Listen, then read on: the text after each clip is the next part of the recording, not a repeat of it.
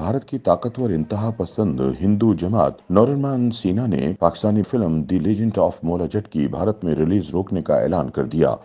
The legend of Maula Jatt को पाकिस्तान समेत दुनिया भर में 13 अक्टूबर को रिलीज किया गया था और फिल्म ने महज एक माह में दुनिया भर से 200 करोड़ रुपए की कमाई की थी। मौला जट पाकिस्तानी तारीख की पहली फिल्म बनी जिसे मुल्क के बाहर सबसे ज्यादा स्क्रीन्स पर रिलीज किया गया था, जबकि ये पंजाबी जबान की भी सबसे ज्यादा कमाई करने वाली फिल्म बनी थी। The legend of Maula Jatt को भारत के अलावा खित्ते के दीगर मुतअद्दिद ममालिक में रिलीज किया गया था। ताहम इम्कान था कि इसे भारतीय रियासत पंजाब में भी नुमाइश के लिए पेश किया जाएगा, क्योंकि ये फिल्म पंजाबी जबान में है।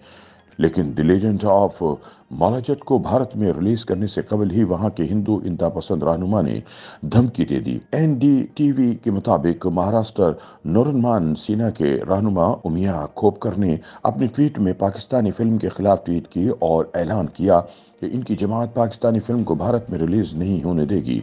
उन्होंने अपनी ट्वीट में लिखा कि इन्हें मालूम हुआ है कि पाकिस्तानी फिल्म को भारतीय कंपनियां इंडिया में रिलीज करना चाहती हैं, लेकिन इनकी जमात ऐसा नहीं होने देगी।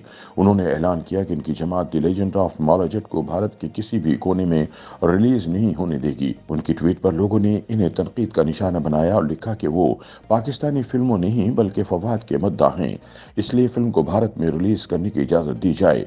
उमिया खोपकर ने फवाद के मद्दाहों को एक और ट्वीट में मशवरा दिया कि जो लोग पाकिस्तानी अदाकार के मद्दा हैं वो फिल्म देखने के लिए पाकिस्तान चले जाएं।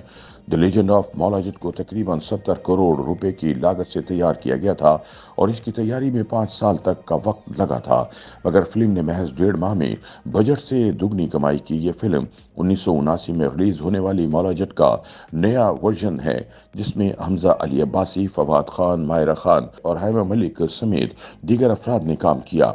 इसकी हिदायतकारी बिलाल लाशारी ने दी, जबकि इसे अमारा हिकमत ने प्रोड्यूस किया।